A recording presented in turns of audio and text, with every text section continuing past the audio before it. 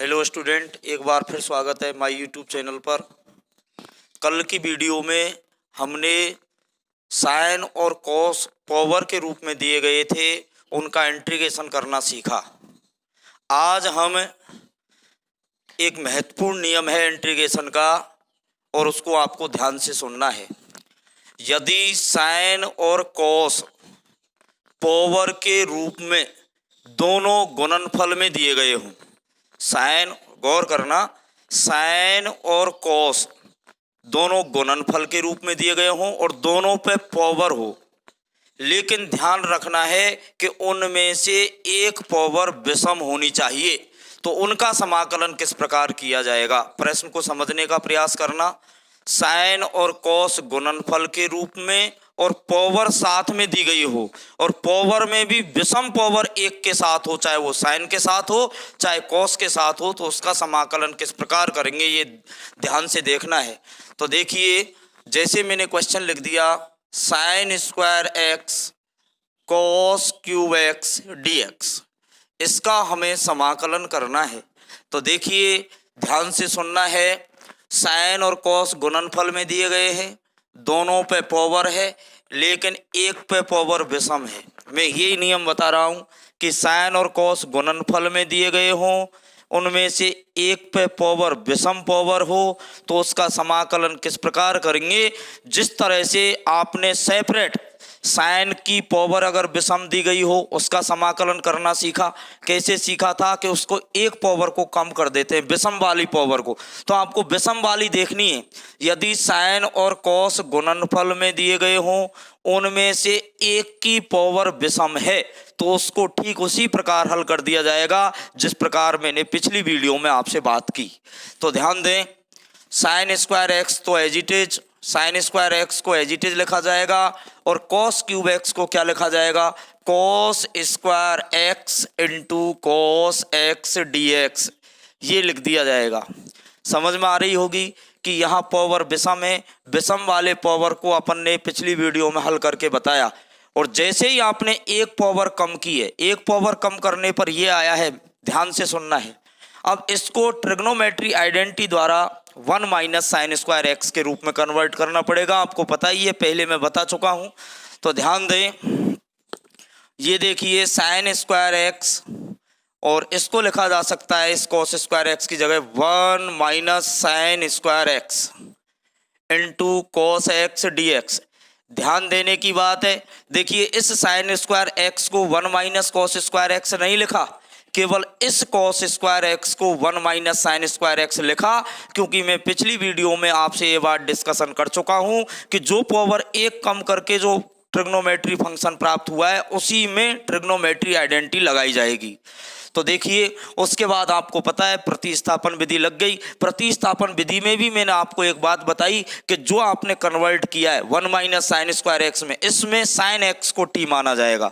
तो देखिए, प्रतिस्थापन विधि यहां से लगेगी, पुट साइन एक्स बराबर टी। उसके बाद इसका हम अवकलन करेंगे।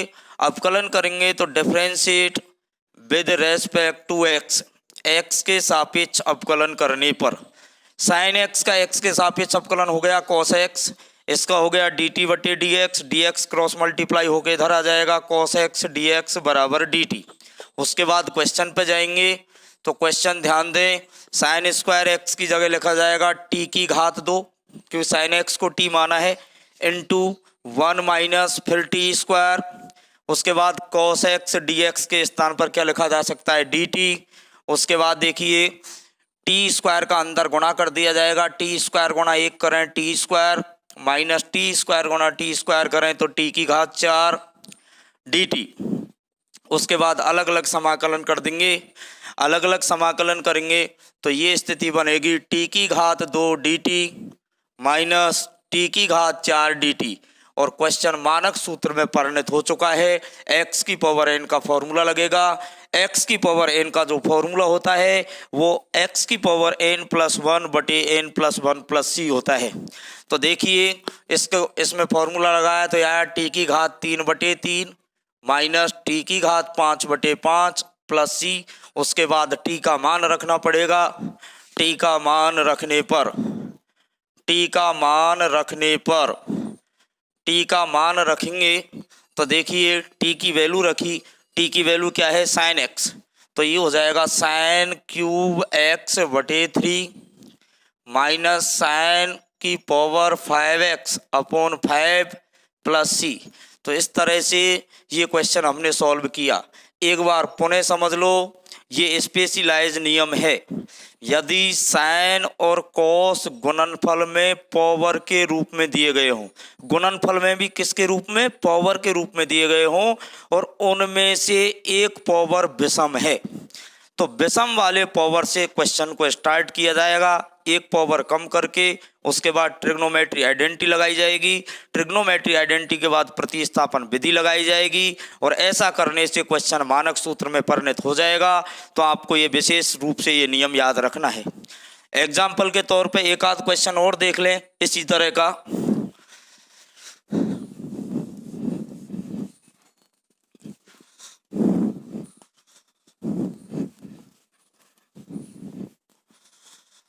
जैसे आपको क्वेश्चन दे दिया sine x cos cube x d x, आपको ये क्वेश्चन करना है। देखिए साइन एक्स और कॉस एक्स गुणनफल में दिए गए हैं, साथ में पावर भी है, लेकिन एक पावर विषम है, तो तुरंत आपके माइंड में विचार आ जाएगा कि इसको इस प्रकार किया जाएगा। किस प्रकार किया जाएगा बताओ, एक पावर कम करके ट्रिग्नोमेट्री आइडेंटिटी लगा के प्रतिस्थापन विधि लग जाएगी, प्रतिस्थापन विधि लगने के बाद क्वेश्चन मानक सूत्र में परिणत हो जाएगा। तो देखिए इसको किस तरह से करेंगे, साइन एक्स के स्थान पर साइन एक्स और इसके स्थान पर क्या लिखा जाएगा, cos square x into cos x d x. उसके बाद जो पावर कम की है, अगर यहाँ कॉस स्क्वायर एक्स आता है तो लिखा जाएगा 1 माइनस साइन स्क्वायर एक्स, यदि साइन स्क्वायर एक्स आता तो लिखा जाता 1 माइनस कॉस स्क्वायर एक्स। तो ध्यान दें, sine x as it is, यहाँ लिख दिया जाएगा 1 minus sine square x into cos x d x. अगले स्टेप में प्रतिस्थापन विधि लग गई, प्रतिस्थापन विधि पुट साइन एक्स बराबर टी, साइन एक्स बराबर टी। अब ध्यान दें, अब इसका हम अवकलन करेंगे, तो differentiate with respect to x, x के सापेक्ष अवकलन करने पर साइन एक्स का अवकलन किया तो कॉस एक्स, इसका किया तो D T by D x, d x cross multiply इधर आ जाएगा, तो कॉस एक्स डी एक्स बराबर डी टी। उसके बाद क्वेश्चन पे पहुंचेंगे, इंटीग्रेशन साइन एक्स के स्थान पर टी इंटू 1 माइनस इसके स्थान पर टी स्क्वायर और कॉस एक्स डी एक्स के स्थान पर डी टी।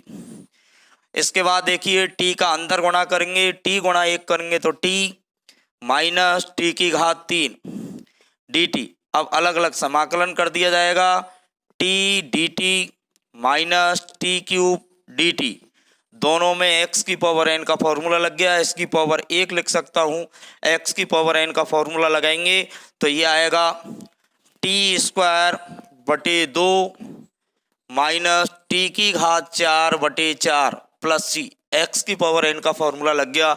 उसके बाद t का मान रखना पड़ेगा, t का मान रखने पर, t का मान रखने पर, और t का मान रखेंगे तो ध्यान दें t का मान रखेंगे तो t क्या माना था साइन x, तो साइन स्क्वायर x बटे 2 माइनस साइन की पावर 4x बटे 4 प्लस सी।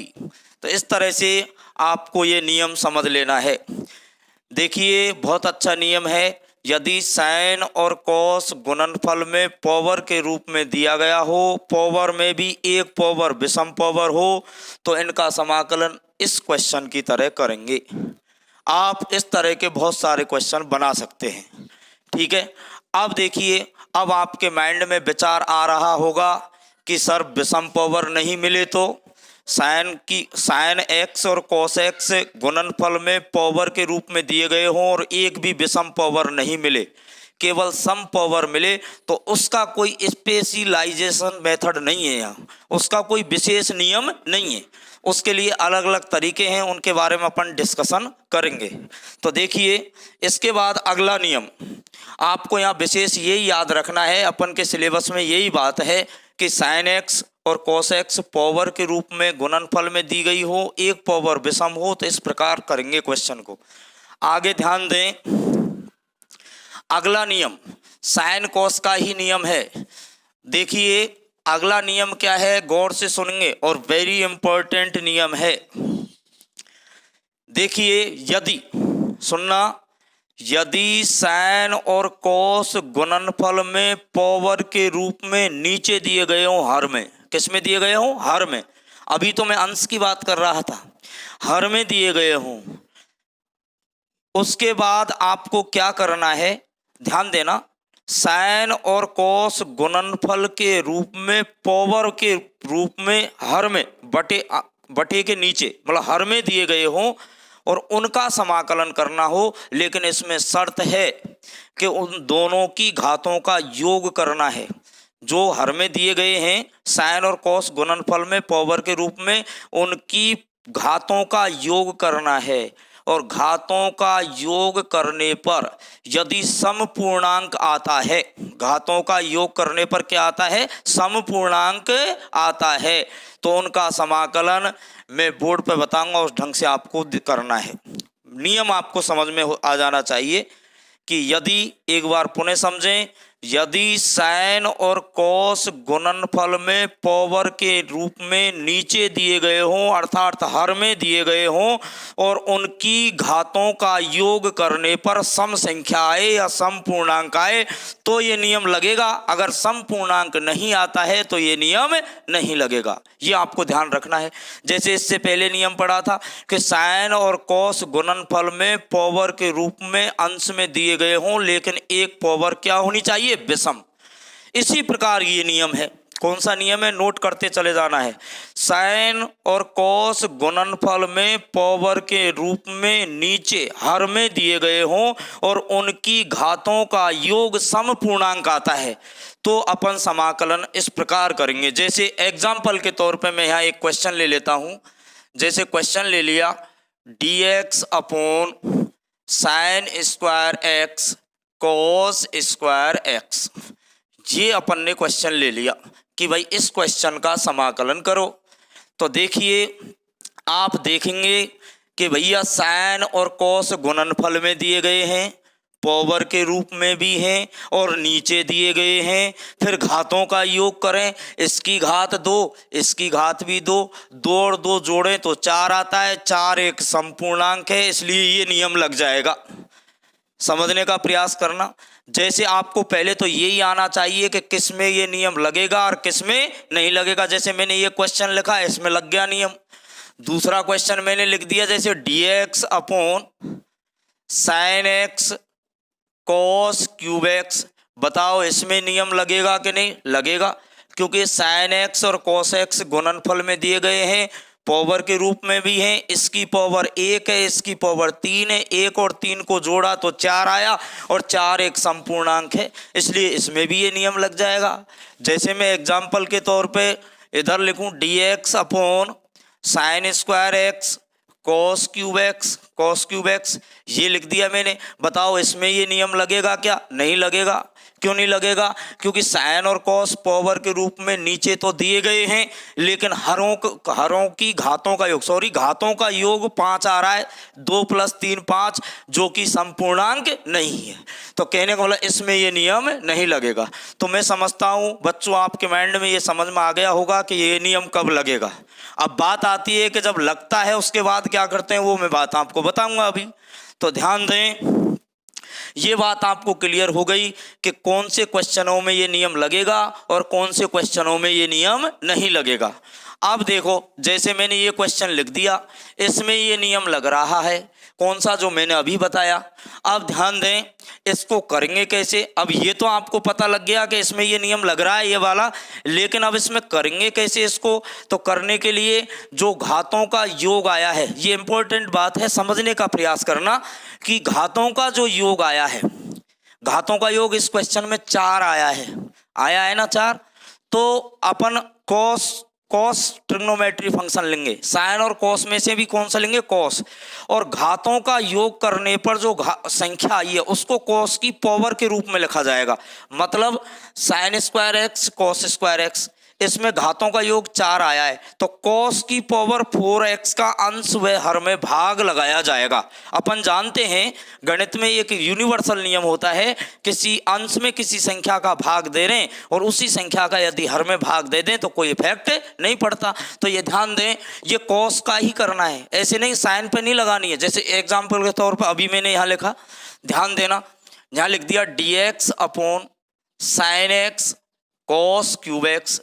बताइए इसकी घातों का योग क्या आया 4, तो बताओ इसमें किसका भाग लगाया जाएगा, cos की पावर 4x का अंश व हर में भाग देने पर।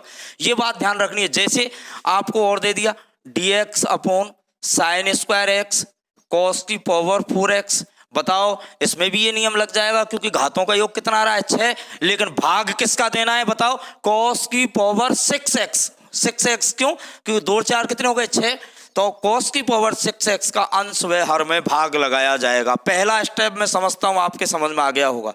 अगर इस तरह का क्वेश्चन आपको मिलता है तो घातों का योग करना है, घातों के योग को cos की पावर के रूप में अंश व हर में क्या लगाना है, भाग। तो देखिए पहला स्टेप आपके समझ में आ गया होगा। अपन क्वेश्चन पहले इसको देख लेते हैं। देखिए dx upon sine square x into cos square x, इसका हम समाकलन कर रहे हैं। तो बताओ cos की पावर 4x का अंश व हर में भाग देने पर, अंश व हर में भाग देने पर मित्रों आपको ये बात समझ में आ गई होगी कि cos की पावर 4x का ही क्यों भाग दे रहे हैं। मैंने 2-3 एग्जाम्पलों से अभी आपको समझाने का प्रयास किया।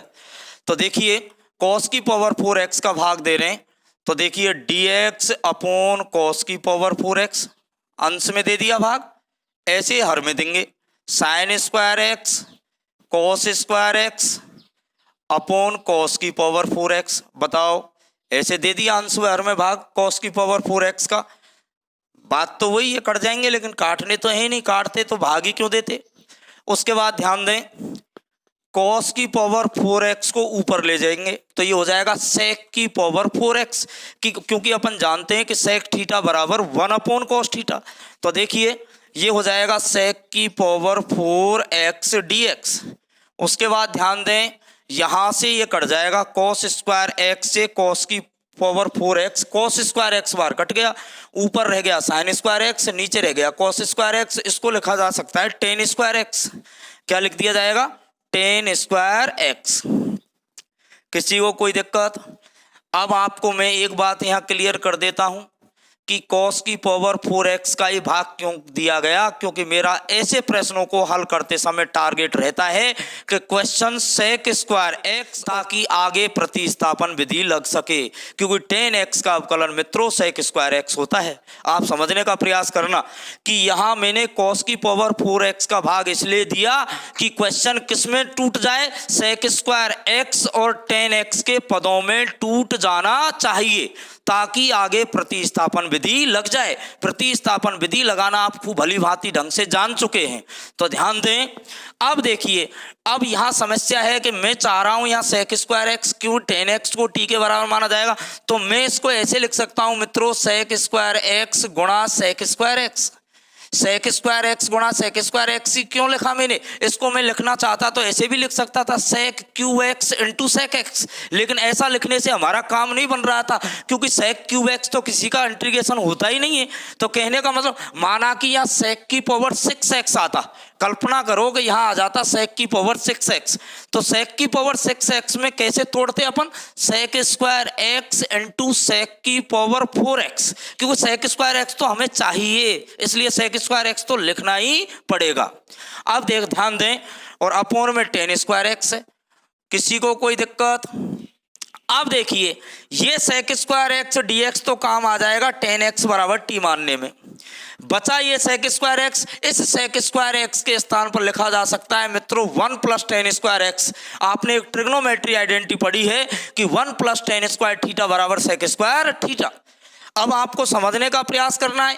एक सेक स्क्वायर एक्स को तो सेक स्क्वायर एक्स ही रहने दिया, एक सेक स्क्वायर एक्स को मैं लिख रहा हूं 1 + tan स्क्वायर एक्स। समझने का प्रयास करना, ये वाला सेक स्क्वायर एक्स तो प्रतिस्थापन विधि में काम आ जाएगा, लेकिन इसके स्थान पर मान पुट करना पड़ेगा tan एक्स का, तो tan के पदों में तोड़ लिया जाएगा। tan के पदों में तोड़ने के लिए अपन के पास एक सर्वसम्मका होती है, 1 + tan स्क्वायर थीटा बराबर सेक स्क्वायर थीटा। तो देखिए यहां से लिख दिया जाएगा 1 + tan square x, 1 + tan square x लिख दिया है सेक स्क्वायर एक्स के स्थान पर। इस सेक स्क्वायर एक्स के स्थान पर सेक स्क्वायर एक्स, ये बात समझने की है मित्रों, और अपॉन tan स्क्वायर एक्स। और अब ये क्वेश्चन तैयार है, प्रतिस्थापन विधि लगने में कोई दिक्कत नहीं है। अब इसको करेंगे तो पुट tan x बराबर t, tan स्क्वायर एक्स बराबर t मानेंगे, क्या मानेंगे, tan x बराबर t।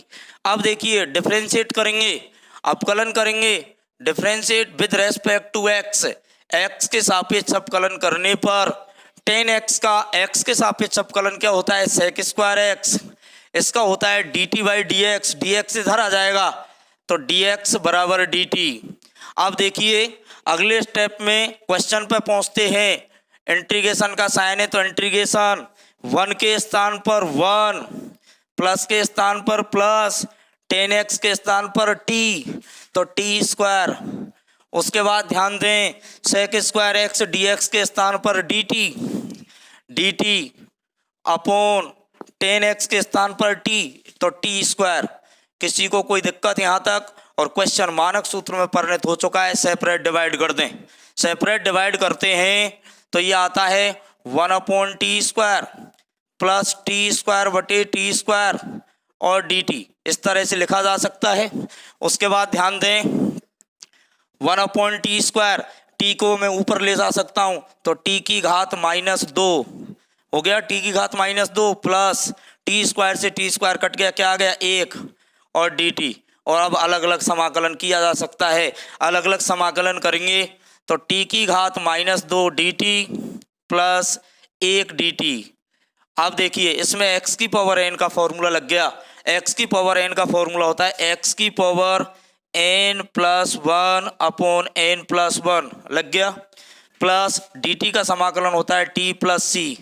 अगले स्टेप में ध्यान दें, अगले स्टेप में देखिए t की घात -1, क्या बच गया, t की घात -1 बटे -1 प्लस t प्लस c। अगले स्टेप में t की घात -1 को नीचे ले आया तो t की घात +1, इसका मतलब हो जाएगा -1/t की घात 1 plus t plus c। Last में t का मान रखना पड़ेगा, t का मान रखेंगे तो t का मान रखें, t का मान रखने पर, t का मान रखने पर, t का मान रखेंगे तो -1/, t का मान क्या है, देखो t का मान क्या है tan x, -1/tan x plus tan x plus c। इसको चाहें तो आगे भी सॉल्व कर सकता हूँ, 1/tan x को लिख सकता हूँ cot x, लिख सकता हूँ ना। तो देखिए हो जाएगा -cot x plus tan x plus c। तो इस तरह से ये क्वेश्चन हो गया। तो कहने का मतलब ये भी एक इम्पोर्टेंट नियम है। कौन सा इम्पोर्टेंट नियम है कि यदि साइन और कॉस गुणनफल में पावर के रूप में नीचे दिए गए हों, हर में दिए गए हों, और उनकी घातों का योग संपूर्णांक आता है तो उनका समाकलन किस प्रकार किया जाएगा, एक बार सुन लो कि घातों का योग करने पर जो संख्या आ रही है उसको कॉस की पावर के रूप में लगा के अंश व हर में भाग दिया जाएगा। अंश व हर में भाग लगाने के बाद क्वेश्चन सेक स्क्वायर एक्स और tan x के पदों में टूट जाएगा। टूटने के बाद प्रतिस्थापन विधि लग जाएगी, tan x बराबर t मान लिया जाएगा और उसके बाद क्वेश्चन मानक सूत्र में परिणत हो जाएगा और क्वेश्चन सॉल्व हो जाएगा। तो ये आपको ध्यान रखना है, ये नियम आप इजी वे में आपको याद हो गया होगा। उसके बाद देखिए मैंने आपको एक बात बता रखी है कि इंटीग्रेशन के क्वेश्चन को, एक ही क्वेश्चन को कई तरीके से अपन कर सकते हैं। जैसे देखिए इस क्वेश्चन का एक मेथड तो ये हो गया, ये तो प्रॉपर नियम है। इसके अलावा इस क्वेश्चन को 2-3 तरीकों से और कर सकते हैं। तो देखिए इसी क्वेश्चन को हम सॉल्व करने का प्रयास करेंगे और मेथडों से, क्योंकि ये क्वेश्चन मानक सूत्रों में भी दिया गया है। ये क्वेश्चन अपन की पहली एक्सरसाइज में भी है ये।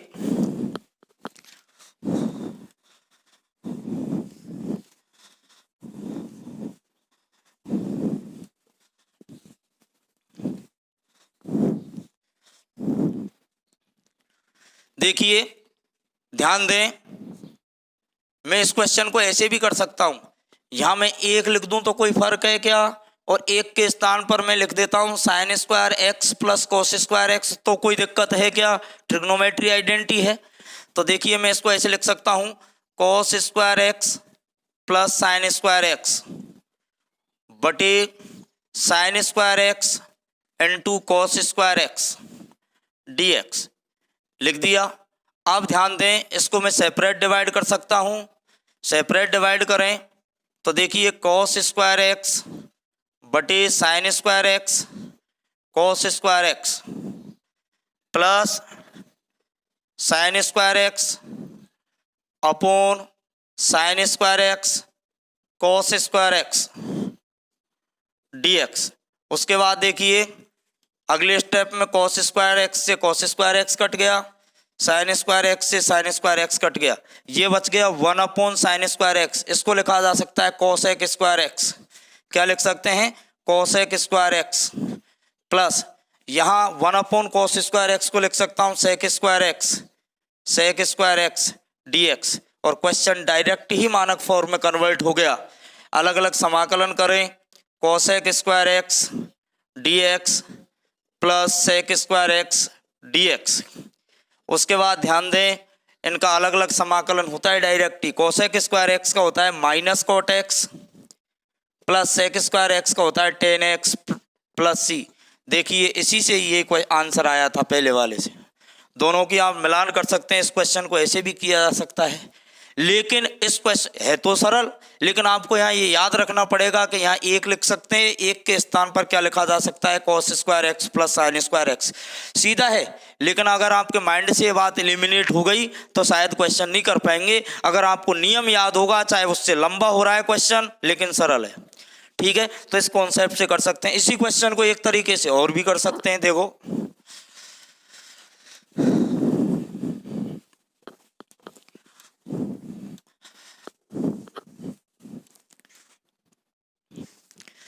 देखिए, मैं ध्यान देना, यदि मैं यहाँ 4 से गुणा और 4 से भाग कर देता हूं तो कोई फर्क नहीं पड़ेगा। अब बात आ रही है कि साहब हमें कैसे पता लगेगा कि 4 से गुणा और 4 से भाग। एक आपने फॉर्मूला पढ़ा है साइन 2x का, साइन 2a का एक फॉर्मूला पढ़ा है 2 साइन a cos a, ठीक है। अब ये यहाँ स्क्वायर है तो इसका मतलब 2 का स्क्वायर भी कर दो तो क्या आ जाएगा 4। तो देखिए 4 का गुणा और भाग करने पर, तो देखो ये 4 मैंने बाहर निकाल लिया, ये dx और ये लिख दिया 4 साइन स्क्वायर एक्स कोस स्क्वायर एक्स। बताओ ऐसा लिख तो सकते हैं अपन, 4 से 4 कट जाएगा, बात तो वही है। अब देखिए अगले स्टेप में ध्यान दें और ज़्यादा समझ में आ जाएगा कि 4 से गुणा भाग क्यों किया है। इस स्टेप में आने वाला है आपको सब समझ में। dx अपॉन, इसको लिख सकता हूं मैं 2 साइन एक्स कोस एक्स का होल स्क्वायर, लिखा जा सकता है कि नहीं।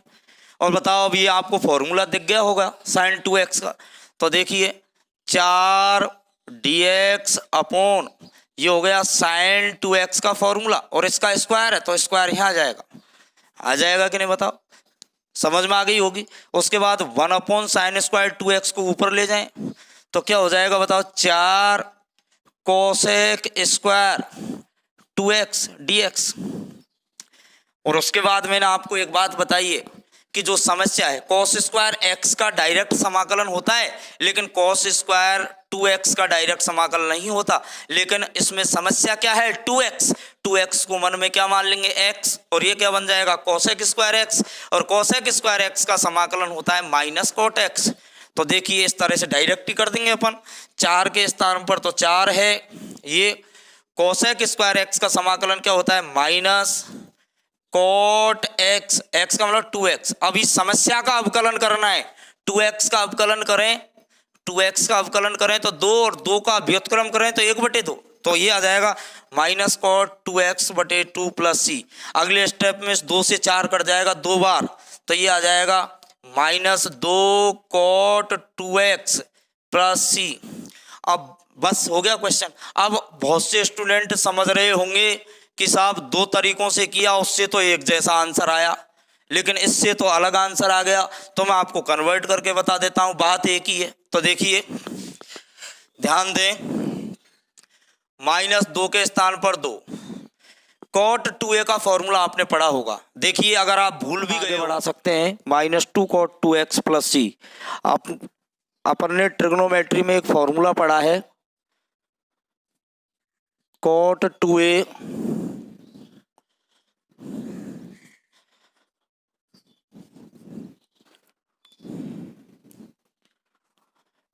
कॉट 2a बराबर cot square a -1 upon 2 cot a। ये फॉर्मूला आपने 11th क्लास में पढ़ा है। तो इसकी कैलकुलेशन को अपन आगे बढ़ा सकते हैं, -2 के स्थान पर -2 और कॉट 2x के स्थान पर लिखा जा सकता है cot square a -1 upon 2 cot a plus C. उसके बाद इसको टेन और कॉट में भी कॉट को टेन में परिवर्तित किया जा सकता है, और इस तरह से करने पर इस क्वेश्चन का भी आंसर वही आ जाएगा जैसे पूर्व में अपन ने इस क्वेश्चन को 2 तरीकों से किया। तो मित्रों आज के लिए इतना ही, धन्यवाद।